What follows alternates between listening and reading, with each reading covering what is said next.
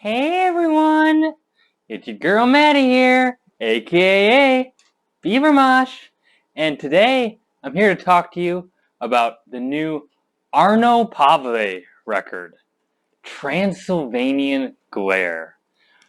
Arnaut Pavle is a Finnish band, and this is a co-release from Amorfati Productions and Mystic Chaos. This is this project's second full-length release. And this album has a lot going for it and hits a lot of buttons for my taste personally. They welcome excessively raw and grim and unholy black metal assault. And you know how much I love that kind of thing. But this is also a black metal album that possesses a very unique sort of irreverent punk aggression while also being informed with this vicious thrash intensity and intent. And this recipe mixed together and the way the band executes it, this thing fucking rips. Come Curses opens this album up with some really nasty, dissonant and grating guitar work and some really scathing howls from the vocalist. However, the drums inject a lot of energy with this very punk leading D-beat approach. Some chilling guitar licks give this track a real undead pose. But on the second half, you get this snap, and all of a sudden, you're hit with this swirling, cutthroat riff that plays through the rest of the track with this unbridled intensity and force. The rhythm section here just sounds like it's out for blood. It's super fast, but also sobering at the same time. Viper Blood Transfusion. It's just pure chaos. You get these racing, really thrashy riffs, but they come through played with that very trebly buzzsaw sound that you more associate with black metal. These very icy arpeggios and this methodical drumming gives, with Sulfur Carriage, a very dark, processional atmosphere. I really love the vocal performance here. It's kind of stoic and menacing. It's as if the vocalist is staring right into your soul and refusing to flinch at all. Also, the bass here is super intriguing. It gives the track a very muddied and nasty tone while the guitar plays these very anxious sawing riffs over top. Baptized in Jesus's Piss is a great song title, and it's just a disgusting display with these unforgiving punkish drums and these very brash, almost kind of skipping guitar passages. You get these tastefully dissonant little licks and guitar hammer-on bits, also giving room for some really searing lead work.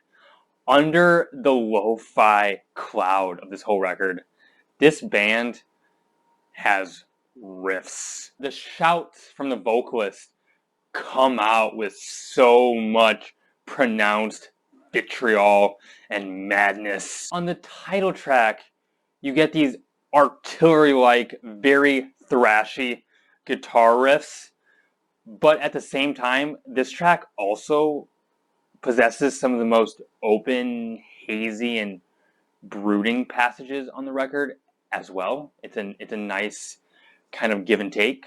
It's hard to really comprehend how just chaotic and unleashed the drums are on this track, as well as you get this guitar solo that is very effective but doesn't overdo it just enough to inject some real welcome adrenaline into the track listing. Final Descent features these burning chords, these minor key guitar melodies, and these absolutely depraved vocal performances. It's truly disarming and vile. And with this track, I just kind of get lost in the overarching emptiness and scorn. On Judgment from Below, you get this mystifying guitar work with these slithering guitar melodies and this toxic hum, but that also sits along these machine gunning drums.